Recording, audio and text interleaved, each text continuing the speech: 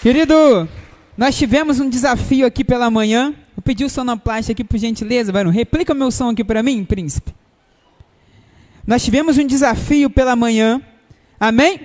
De celebrarmos e entendermos o que é a ceia do Senhor. E à noite nós vamos trazer essa mesma proposta de aprendermos do Senhor que nós precisamos entender a Santa Ceia como ela é. E eu queria convidar você que está aí na sua cadeira a dobrar a sua cabeça, a fechar os seus olhos e nós vamos orar, amém? Pai, nós pedimos que o Senhor nos encha com teu Espírito, Pai. Pai, que o Senhor nos ajude, Pai, a entender a boa palavra, a semente da palavra que vai ser lançada.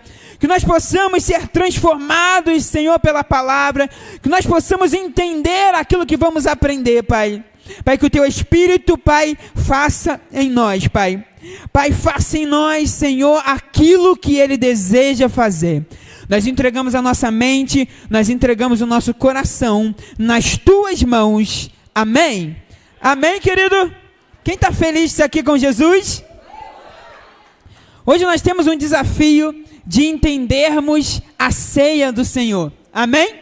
Nós ministramos aqui pela manhã e vamos repetir a dose à noite, para que você que vai celebrar a ceia do Senhor hoje conosco, possa entender aquilo que você vai fazer. Amém? Porque aqui na Nova Vida, tudo aquilo que fazemos, nós entendemos. Amém? Querido, e quando nós falamos da ceia do Senhor, nós precisamos entender algo muito importante. Existem 4 textos que falam sobre a ceia do Senhor na Bíblia. Esses textos são chamados de textos sinóticos, ou seja, textos que falam sobre a mesma coisa. Amém? O primeiro texto está lá em Mateus capítulo 26, versículo 20. O segundo está em Marcos capítulo 14, versículo 22. E Lucas capítulo 22, versículo 14. E 1 Coríntios capítulo 11, versículo 17. Amém? Então, o primeiro texto que fala sobre a ceia do Senhor é Mateus. Repita comigo, Mateus. Depois o livro de Marcos. Repita, Marcos. Depois o livro de Lucas. Repita, Lucas. E depois o livro de Coríntios. Não é o livro de João, como a ordem parecia ser, tá? Querido, eu vou pedir para você repetir algumas coisas, como eu falei de manhã. Eu vou pedir para você repetir, porque quando eu sento aí, as pessoas vão pregar, elas pedem para falar coisa para o irmão. Então eu disse de manhã, eu vou repetir, chegou a hora da minha vingança, irmão. Eu vou pedir para vocês falar à vontade aí, porque chegou o meu momento, amém? Querido, o Evangelho de João vai sim falar sobre a ceia do Senhor, mas dando um enfoque maior na Páscoa, amém? E de manhã nós não tivemos tempo, mas se eu tiver tempo agora, eu compartilho com você o porquê. Então esses 4 textos são 4 textos sinóticos que vão nos ensinar sobre a ceia do Senhor, tá? A chamada Santa Ceia. Mas como eu disse, Santa Ceia não seria o melhor nome para a ceia do Senhor. O nome, ou os nomes bíblicos que nós vemos na palavra de Deus sobre a celebração que vai acontecer daqui a pouco, primeiro está em 1 Coríntios capítulo 10, versículo 21. Abre para mim aí. 1 Coríntios capítulo 10, versículo 21. Amém? Não podeis beber o cálice do Senhor e o cálice dos demônios. Não podeis ser participantes da mesa do Senhor e da mesa dos... Então diga para a pessoa aí do seu lado, irmão, não beba do cálice dos demônios, beba do cálice do Senhor. Não se assente à mesa dos demônios, se assente à mesa do Senhor. Como aqui já bem diz, um dos nomes para aquilo que nós vamos fazer daqui a pouco seria o cálice do Senhor. Ou o segundo nome, a mesa do Senhor. Amém? E o terceiro nome que nós aprendemos sobre o ato de celebração que vamos fazer daqui a pouco está em 1 Coríntios capítulo 11, versículo 20. Dá uma passada de folha aí para mim. De sorte que, quando vos ajuntais no lugar, não é para comer a ceia do Senhor. Aqui, né, Paulo dá uma orientação, porque os irmãos não estavam entendendo muito bem como é que era a ceia. Então, o terceiro nome que nós poderíamos dar para esse ato de celebração seria a ceia do Senhor. Beleza? E o quarto nome está lá em Atos capítulo 2, versículo 42. Abre para mim Atos 2, 42. E perseveravam na doutrina dos apóstolos, e na comunhão, e no partido, e nas orações. O quarto nome para o ato de celebração que vamos fazer aqui seria o partir do pão. A igreja, quando se iniciou, todas as vezes que ela se reunia, ela partia o... É por isso que nós podemos sim ceiar, tá? Todas as vezes que nos reunimos. Lembra que quem era católico aqui? Lembra que sempre que você ia na missa, tinha lá, compartilhava o pão lá? Nós podemos ceiar sempre, mas a igreja brasileira já costumou a cear uma vez por mês. Algumas igrejas ceiam de forma diferente, mas não tem problema. Calvino dizia isso em um dos seus escritos: se há culto, há santa ceia, a ceia do Senhor que ele usava, né? Querido, e é muito importante nós entendermos uma coisa interessante. A palavra de Deus diz que quem se alimenta de Deus, vive por Ele. Quem se alimenta de mim, por mim viverá. Tem muita gente que não consegue viver para Deus, porque não se alimenta de Deus. O partir do pão nos mostra que a ceia do Senhor, o partir do pão, é um alimento. E quantas das vezes nós se alimentamos no YouTube, nós se alimentamos no Instagram, nós nos alimentamos no TikTok, nas fofocas dos irmãos, mas não nos alimentamos de Deus. Hoje aqui você vai ter a oportunidade nesse ato de celebração, de comer, de celebrar, de participar do Senhor. O próprio Cristo fará parte da nossa vida hoje aqui, amém? Querido, e o quinto nome, para nós darmos aquilo que vamos fazer daqui a pouco aqui, está lá em 1 Coríntios 10, versículo 16. Abre para mim. Porventura o cálice da bênção que abençoamos não é a comunhão do sangue de Cristo? O pão que partimos não é porventura a comunhão do corpo de Cristo?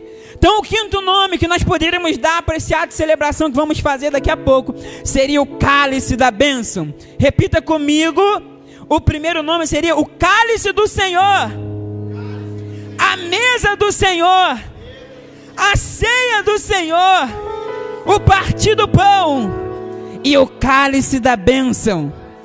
Diga para o irmão do seu lado: quem se alimenta de Deus, vive para Deus.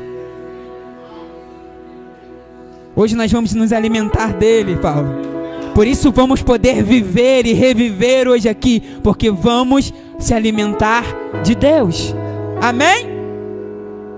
Querido, e a ceia é esse momento importante a qual Jesus ensina os seus discípulos. E como eu disse de manhã, no livro de João, João vai dizer, né, que Judas não participou da ceia, ou seja, Judas estava na ceia, mas ele se levanta, Satanás entra nele e ele sai para a escuridão, amém? E por que Judas não conseguiu ficar ali? Porque Satanás entrou nele, porque ele iria vender o Senhor. Lembra quando Judas vai vender Jesus? Depois de ter vendido, pegado aquelas moedas, o que ele faz? Ele busca o arrependimento. Então ele vai lá nos sacerdotes, pega as moedas e faz o quê? Joga no chão, buscando o arrependimento daquilo que ele tinha feito. Aí os sacerdotes dizem o quê? Essas moedas são sangue inocente, não podem ser colocadas no gasofilaço. Então o que eles fazem com aquelas moedas? Eles compram um campo de sangue, chamado campo de sangue, o Alceldama, que é hoje os cemitérios dos gentios, dos não-judeus, lá em Israel. Se você for lá em Israel agora, tem um campo lá, um cemitério de não-judeus. Esse foi o fim que deu o dinheiro que Judas recebeu da venda de Jesus, da traição que ele traiu Jesus, amém? Os sacerdotes usaram para comprar esse campo, que até hoje é usado como cemitério dos não-judeus, amém? E Judas saiu, e eu brinquei de manhã e brinco de novo. Imagina se Davi, se tivesse ouvido isso, né, na hora de pintar lá o quadro, pintou com os 12 discípulos, mas na verdade tinha 11, porque Judas, Satanás entra nele e ele sai ali da ceia e vai para a escuridão, amém? Querido, e Judas, depois de ter traído o Senhor e ter entregado as moedas, ele busca o arrependimento, amém? Mas Judas busca o arrependimento no lugar errado, porque Judas busca o perdão nos homens, mas o perdão dos homens te liberta, mas só o perdão de Deus pode te fazer renascer. A palavra de Deus diz que então depois disso Judas, ele vai para se enforcar. É por isso que muitos irmãos têm o problema da interpretação. Uns dizem que Judas foi, se enforcou, e o texto dá base que ele foi achado com as suas entranhas, né, abertas sobre a pedra. E a gente já faz aquela cena de Hollywood, né, que a gente pode sim interpretar e imaginar que Judas foi, se enforcou, o galho quebrou e ele caiu sobre as pedras. Mas a verdade é que a Bíblia não diz que ele se enforcou e morreu. A Bíblia diz que ele saiu para se enforcar. E o texto depois diz que ele foi encontrado dessa forma. Amém? Então aqui tem alguns irmãos que gostam de fazer essa interpretação, mas como eu disse amanhã, irmão, tem vários anos e anos da igreja dizendo que Judas se enforcou. Então vamos ficar com essa mesmo, que está muito bom, não vão arrumar problema agora não, amém? Querido, Judas buscou arrependimento nos homens, mas só arrependimento em Deus pode fazer você renascer. Porque Jesus é sua techuvá. Techuvá é a palavra para arrependimento. Só em Jesus você encontra arrependimento. O perdão dos homens pode te libertar, mas só o perdão de Deus faz você renascer e viver uma vida com Cristo, amém? Quantos creem nisso? Querido, eu quero fazer uma pergunta para você. Qual da traição você acha que foi pior? A de Pedro ou a de Judas? A Mari falou de novo aqui, é de Pedro. Tá boa de Bíblia, tá? Por que, querido? Judas traiu Deus de longe, mas Pedro traiu Deus de perto. Judas traiu Jesus de longe, mas Pedro traiu Jesus de perto. Como eu disse de manhã, alguns historiadores dizem que quando Jesus estava sendo levado, o olhar de Jesus em meia multidão se encontrou com o olhar de Pedro, e mesmo assim o olhar de Jesus para Pedro ainda era um olhar de amor. Jesus, mesmo em meio à traição, conseguia olhar com um olhar de amor para Pedro. Depois Pedro vai acompanhando Jesus até Caifás, Anás, aquele jogo político que nós conhecemos, que vai condenar Jesus. E ele é encontrado por alguma daquelas pessoas que estavam ali e dizem: ei, você é um deles. Ele diz: não, eu não sou. Depois Judas é contestado de novo, e pela terceira vez ele nega Jesus como Jesus tinha falado. Pedro negou Jesus de perto, como muitos de nós que estamos andando com Jesus, caminhamos esse mês com Jesus e o negamos. Quantos de nós que estamos aqui, que andamos com Jesus, dissemos que somos dele, entregamos a nossa vida para ele, mas o negamos e o traímos inúmeras vezes esse mês. É por isso que você precisa se alimentar dele, porque só ele pode te dar um perdão para que você renasça novamente.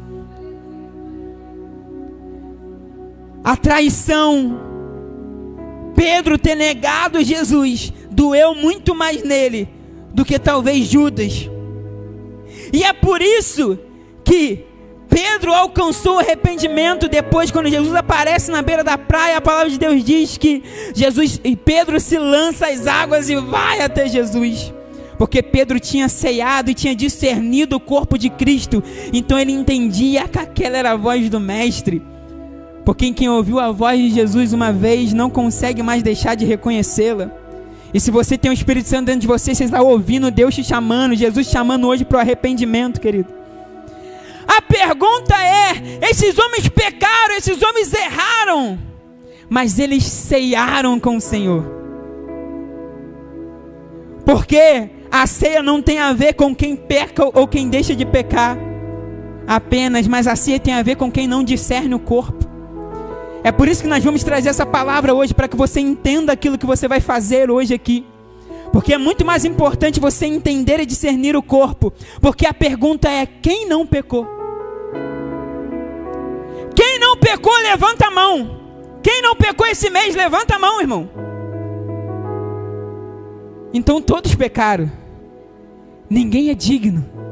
Se a proposta da ceia foi quem pecou, não pode se alimentar da ceia do Senhor, não pode compartilhar, celebrar a ceia do Senhor. A verdade é que ninguém merece, porque todos pecaram.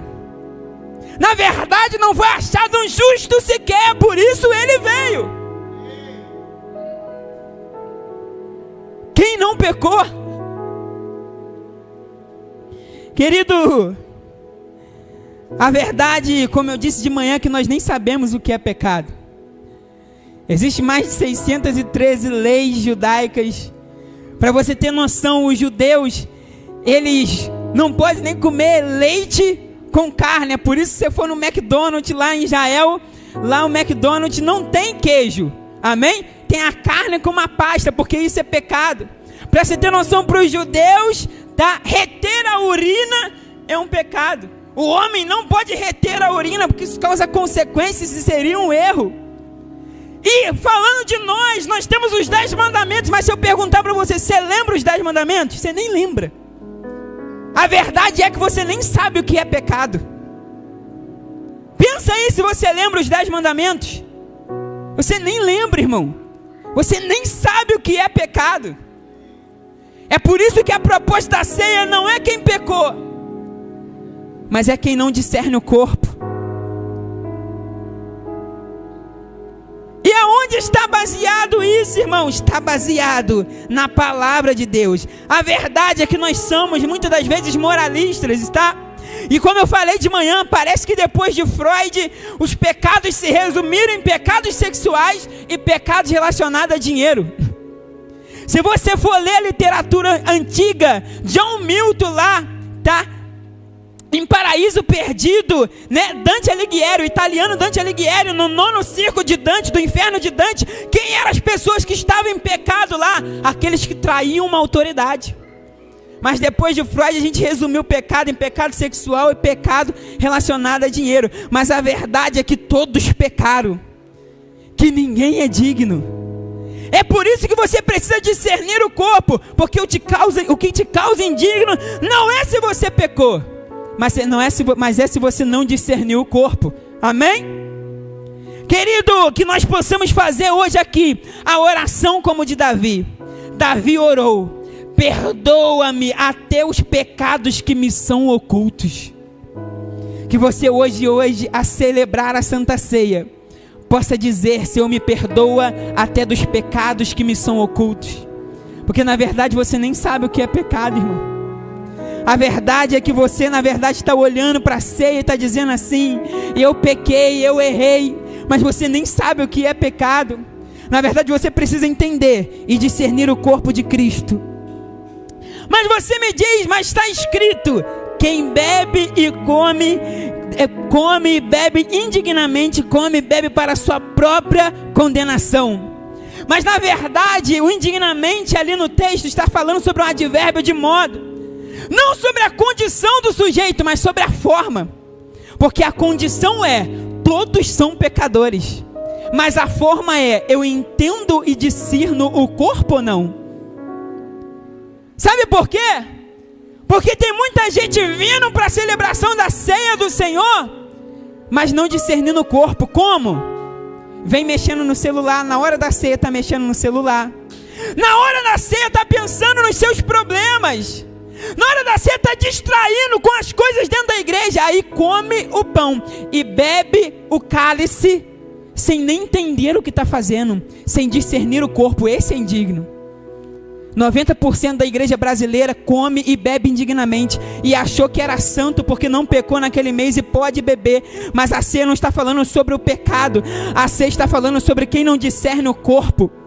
E se você comer, se você celebrar hoje aqui conosco a ceia do Senhor, mas você não estiver entendendo, trazendo à memória aquilo que Cristo fez, você é indigno.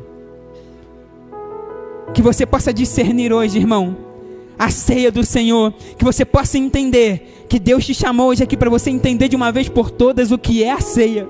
O que você vai fazer hoje aqui, esse ato de se alimentar de Deus, porque quem se alimenta dele, vive para ele.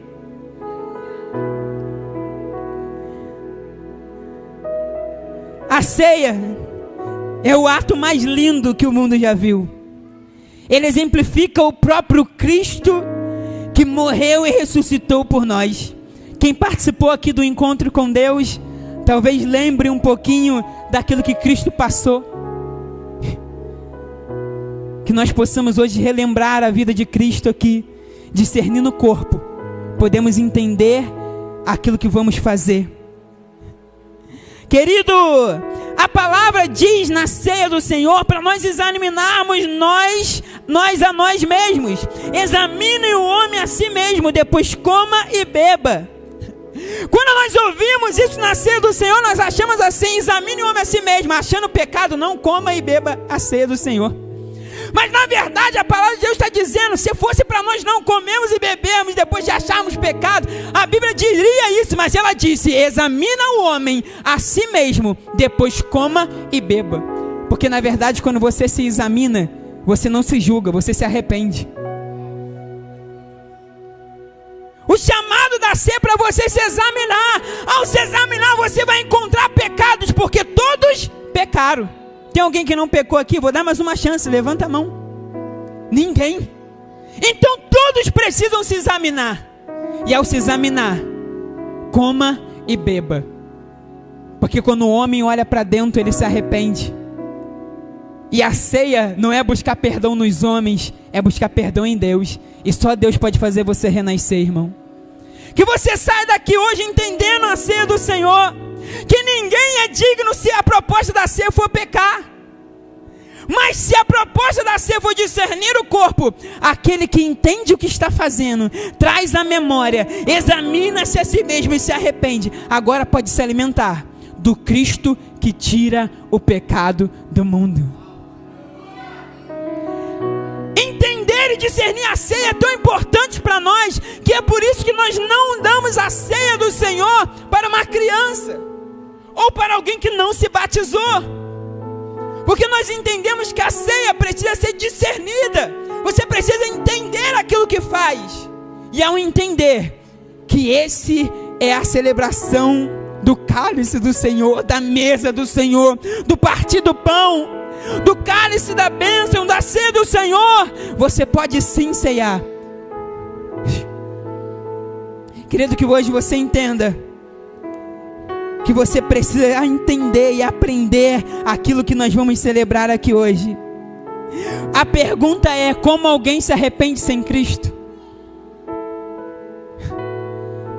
Se a ceia é a celebração da vida do próprio Cristo, que nos trouxe e nos deu perdão, como alguém pode se arrepender se não ceiar?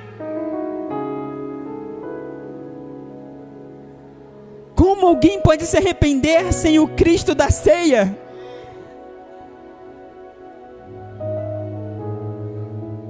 É por isso que nós precisamos discernir a ceia, irmão. Porque se a proposta da ceia for quem pecou não pode ceiar, talvez o irmão que está aí e não pega a ceia porque pecou e se acha indigno, seja mais sincero do que quem levantou e se achou digno.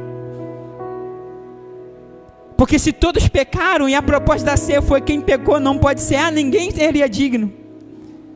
Mas a verdade é que nem quem é indigno é aquele que vem para cá, irmão.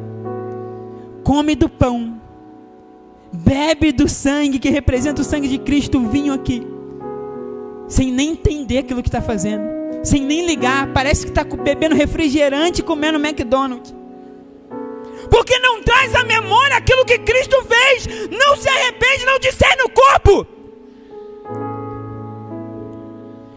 Mexe no celular, fica pensando nos problemas, olhando para o irmão do lado e não discerne o corpo de Cristo e ainda se acha santo, dizendo: eu não pequei. Mas não consegue entender que é indigno porque não discerne o corpo. Porque se você entender aquilo que Cristo fez hoje aqui, irmão, se você entender aquilo que Cristo fez por você, se você trazer à memória, não há pecado que possa te parar, não há medo. Por isso, por favor, irmão, hoje quando nós formos celebrar a ceia do Senhor, valorize isso. Traga à memória aquilo que Cristo fez. Que esse momento seja um momento de sacramento entre nós, como foi estabelecido pela igreja. Que nós possamos valorizar, dar valor àquilo que nós vamos celebrar hoje aqui. Querido, eu quero compartilhar com você as 5 unções que a ceia nos traz. A primeira está em Mateus 26:17. Abre para mim aí no telão, Mateus 26:17. Olha para cá, por favor. E no primeiro dia da festa dos pães ázimos, chegaram os discípulos a Jesus, dizendo-lhe: onde queres que te façamos os preparativos para comeres a Páscoa? Quando nós celebramos a ceia do Senhor, a ceia nos dá uma unção de disponibilidade para o servir. Antes mesmo da ceia começar, os discípulos já estavam dizendo: aonde nós podemos preparar a ceia? Em qual casa será? Porque quando discernimos o corpo de Cristo, nós nos disponibilizamos para servir. Nós somos voluntários. É por isso que você, se ainda não é um voluntário nessa igreja, irmão, que a ceia do Senhor hoje, que a vida de Cristo em você, possa te disponibilizar para servir e ser voluntário. Porque quando nós entendemos e discernimos quem Cristo é, o nosso coração transborda e nós somos instrumentos na mão de Deus. Diga para o irmão do seu lado aí: seja um voluntário.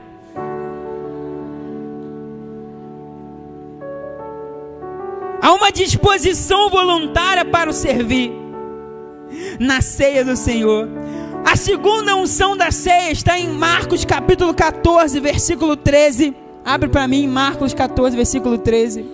E enviou 2 dos seus discípulos e disse-lhes: ide à cidade, em um homem que leva um cântaro de água, e vos encontrarás, segui-o. Tem uma versão que diz: um homem que leva um cântaro de água cheio. Diga para o irmão do seu lado aí, irmão, fala assim: siga o homem com o cântaro cheio. Tanta gente seguindo gente vazia. Você viu um rio de Instagram, 1 minuto, e acha que alguém tem algo para te dar, irmão. Quando você entra lá, é alguém totalmente vazio. É hora de você entender que você precisa seguir gente cheia. Siga quem está com o cântaro cheio. Não siga gente vazia. Pode passar, velho. E onde quer que entrar, dizei ao Senhor da casa: o mestre diz, aonde está o aposento em que hei de comer a Páscoa com os meus discípulos? Pode passar. E ele vos mostrará um grande cenáculo mobiliado e preparado. Ali preparai para nós. Irmãos, a ceia do Senhor não só nos disponibiliza para servir, mas a ceia disponibiliza as minhas coisas para o servir. Não só você irá servir quando você discernir o corpo, mas todos os seus bens. Esse homem não só se disponibilizou para servir a ceia, mas ele deu a sala em cima da sua casa para que Jesus pudesse ministrar a ceia. Diga para o irmão do seu lado aí: quando nós ceamos, nós disponibilizamos os nossos bens para o servir, porque entendemos que Cristo é dono de tudo que temos. Não só você irá servir, mas todos os seus bens irá servir ao Senhor.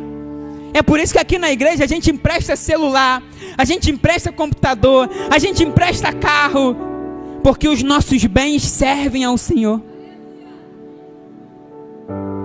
E outra coisa, aquele que disponibiliza os seus bens para servir ao Senhor, tem seus bens supervalorizados.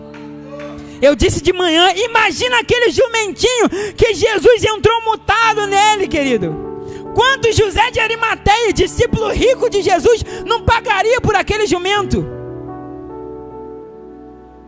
A casa desse homem, se você for lá em Israel, lá em Jerusalém, lá na casa desse homem, está lá até hoje, tem uma plaquinha assim, ó: patrimônio tombado da humanidade.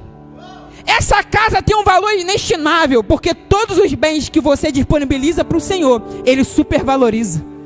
Não tenha medo de usar a sua vida e os seus bens para a obra de Deus, irmão. Porque querido, a palavra de Deus diz que quem der um copo de água para um profeta vai receber galardão do céu. Imagina a gente que bota dinheiro, que gasta tempo, que dá o celular, que bota o carro para levar os irmãos, que bota o teclado. Meu Deus do céu, irmão. Nós não vamos ter galardão, não. Nós vamos ter prédio no céu, nós vamos ter tudo. Disponibilize os seus bens para servir ao Senhor. A terceira unção da ceia está em Mateus 26, versículo 21 ao 22. Abre para mim. Mateus 26, 21 ao 22. E comendo eles, disse: em verdade vos digo, que um de vós há de me trair. Pode passar. E eles, entristecendo-se muito, começaram cada um a dizer-lhe: porventura sou eu, Senhor? A ceia do Senhor faz você olhar para dentro. Quando você discerne o corpo, você não olha para o irmão se ceiou ou não ceiou, se está em pecado ou não pecado, porque quando você discerne o corpo, você não olha mais para o outro, você olha para você.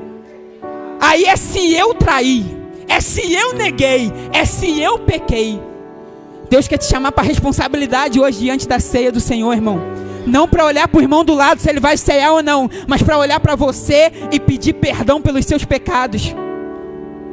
A ceia faz com que nós deixamos de olhar para o outro e olhamos para dentro de nós. Que você possa olhar para dentro de você hoje aqui. A quarta unção da ceia é que a ceia traz unidade. Quando Jesus ministrou a ceia, todos os discípulos estavam à mesa. A unidade é tão importante para a ceia, irmão, que a gente está dentro da igreja achando que pecamos ou não pecamos. Eu não pequei, eu vou cear. Quantas pessoas eu vi assim, mas não falam com o irmão do lado. O irmão fala: não, eu não pequei esse mês, eu posso cear. Mas ele não fala com o irmão que está do lado dele. Ou ele tem um problema com o irmão da igreja que congrega e vai compartilhar da ceia, que simboliza a unidade, e ele não pede perdão, e ele ainda se acha santo. Se você está aqui hoje, irmão, e não fala com alguém que está aqui, ou acha que tem birrinha, vai e pede perdão. Porque o irmão pode ser um adúltero, pedir perdão e celebrar a ceia sem ser indigno, e você que se acha santo porque não fala com o irmão está indigno. Porque a ceia traz unidade. Então pede perdão. Aqui não tem isso de falar ou não falar com alguém, porque na igreja não cabe o selo de gostar ou não gostar de alguém, só o selo de amar ou não amar alguém. E no amor tudo se cura. Por isso, se você não fala com alguém, pede perdão para que você ceie o Senhor, porque a ceia traz unidade. E a quinta unção da ceia é que a ceia nos traz à memória a aliança que temos com Cristo. Quem aqui é casado, levanta a mão. Quem aqui é solteiro, levanta a mão. De novo, tem gente que é solteiro, eu vi que não levantou, vou falar de novo. É a hora de fazer a propaganda, irmão. Quem aqui não é solteiro, levanta a mão. Quem aqui ainda é solteiro? É solteiro agora, é solteiro.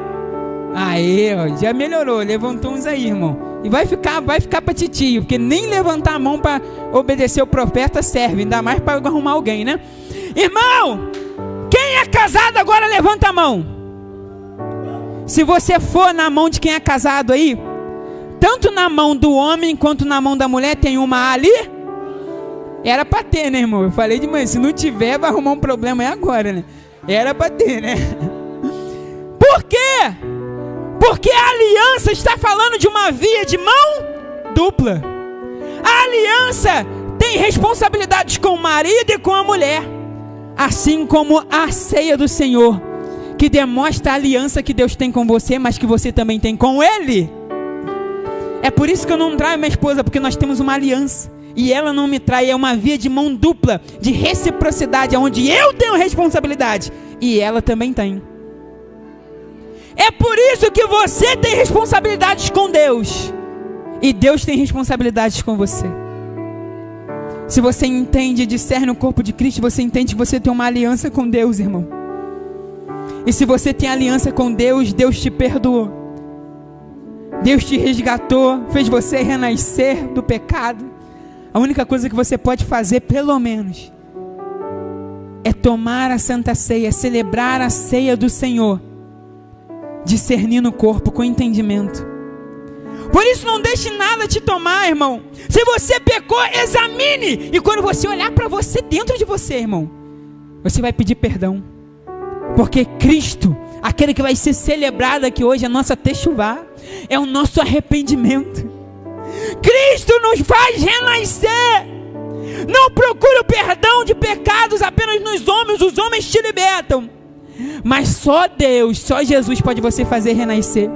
E se você pecou, mas se você vir até a Deus, que tem responsabilidades com você, já preparou o caminho, porque Ele já morreu, ressuscitou e te deu perdão.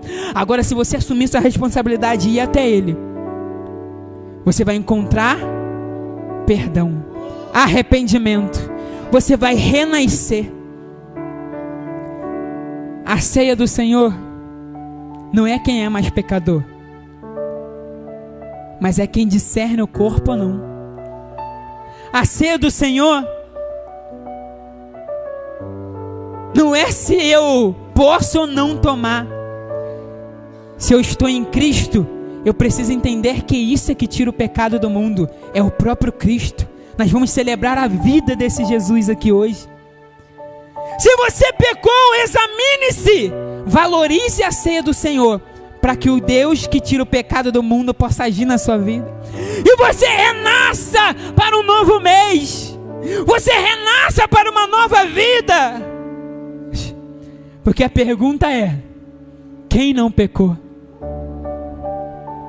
Eu vou chamar o pastor aqui.